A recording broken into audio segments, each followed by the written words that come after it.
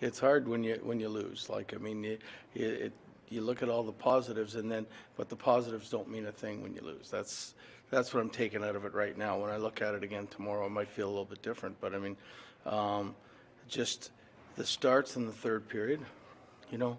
Uh, Here you are tied with Carolina, one of the top 5 teams in the league, going into the third period, and we did the same thing last game. We came out with, we just weren't.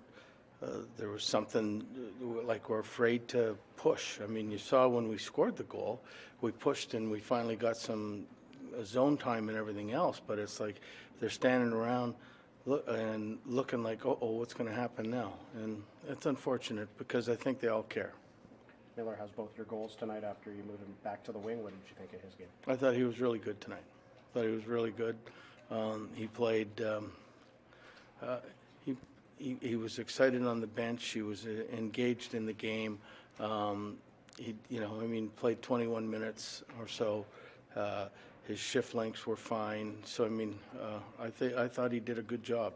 You said he felt more free on the wing. I know there's a lot of responsibility, Bruce, when you play the middle, but is that a fair assessment? It is freed up for him. He felt. Yeah, and I mean you don't have to skate as much, so you don't fatigue as much. I mean, right. And like he gets open. I mean, so it's right now it's a good move. There's probably a lot that's hard for you to believe, or hard for any of us to believe what's happened in these 7 games, but 17-2 for the opposition after the second period. Is that, how much of that is that fear of winning? You know what? I'm not a psychiatrist. Sometimes coaches have to be, but I mean, I think the fear of winning is something. They don't want to make the mistake to be the ones that lose the game, but in effect, when you're doing that, that's what you do. You become the player that makes the mistake because you don't play forward. You're playing waiting. I mean, their first goal in the third period, we had guys waiting instead of and the second goal we were watching the puck and they turn it around. And I thought in the second period we defended pretty good, especially when we were killing penalties. And so I was obviously very disappointed. In the first 2 minutes, we're looking at a 3-1 deficit. Bruce, you just called them a top 5 team. Do you think that's the best team you have faced so far?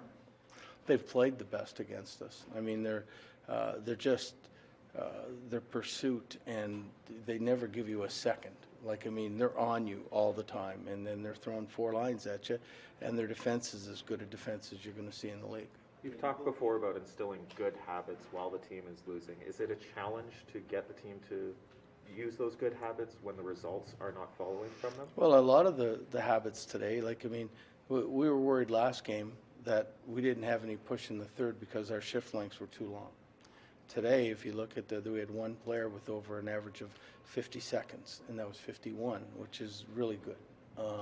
So those habits are in place, and you don't want to make excuses, but they want to do the right things, but every time we make a bonehead blunder, then it seems to be going in the back of our net.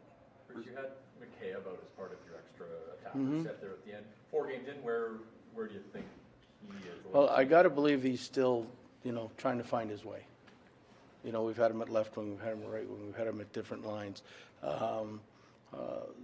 I don't know where he is at this stage. I do know that in Toronto he was a really good player. So I can't believe that that's going to go away. Bruce, during the timeout, you came down with the whiteboard. We don't see head coaches take that often. It seems like the power play guy normally takes there. Why did you want to come down and work the whiteboard with the players there? Well, I had something distinctive that I wanted them to do.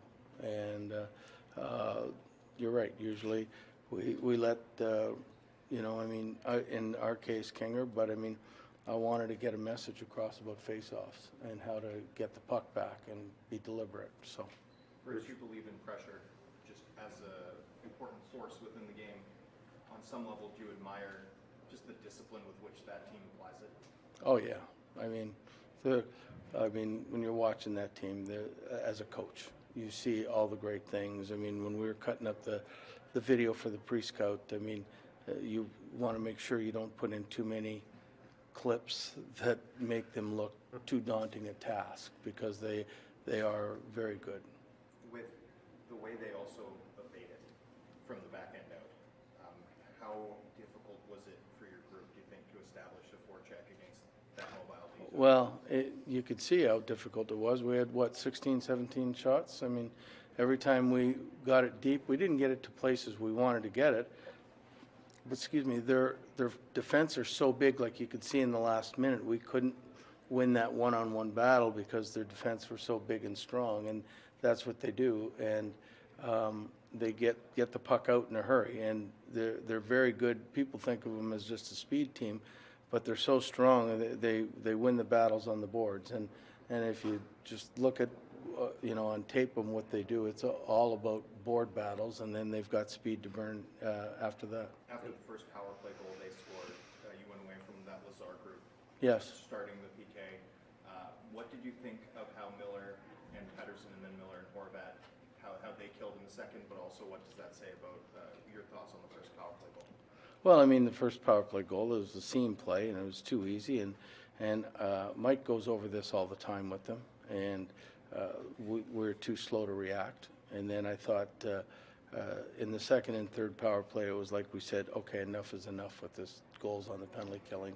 And we played way more determined, and consequently, we killed the penalties. In the third period, you have Pettersson rotating with several different wingers. Has it been a challenge finding the right fit with him as he's playing so well? Yeah, no, it has been. I was trying to find somebody that was sort of would go with him. Like, I mean, Pods was pretty constant on his line, but I mean, trying to find that other winger sometimes was a little more difficult. Bruce, your six defensemen are very different from opening night. Tonight you got to see a look that we might see for the next few games here. What did you learn about from the deployment that you had with the six guys tonight? I thought Brisbois was pretty good for his first game, and hopefully it's not a one-game thing, but I thought he played well. I mean, it is what it is. We've got a lot of injuries on the back end, but then what a good team does is the forwards help out a little bit more. I mean, we could have helped out in the second goal, and we could have helped out in the penalty killing, but I mean, sometimes they need a little more help, and we do it for 2 periods, 2.5 periods, but we haven't been able to do it for 60 minutes, and until you do it for 60 minutes, this league is too good. Couple more, please.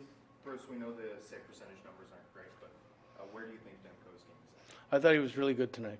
I mean, there's not much you could do on the kick-in goal or the one off the skate.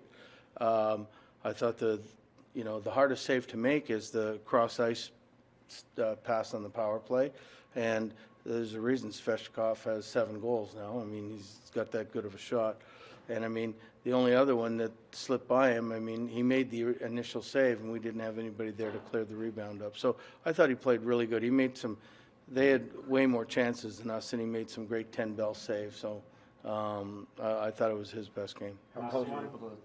Bruce, you were able to pick up the spirits of this group midway through last year when you came in. What do you say to keep everybody going from this point? Oh, I mean, there's 74 games left. What do I say? I mean, we'll think of something. They'll have a day off tomorrow, and we'll build them back up, and we'll go at it again the next game. I mean, as bad as it is, it's only 4 points out of a playoff spot right now. So, I mean, you can look at it either way you want to look at it, but we're going to get better, and once we find the way, we'll be fine. We'll be a good team. We've got good players.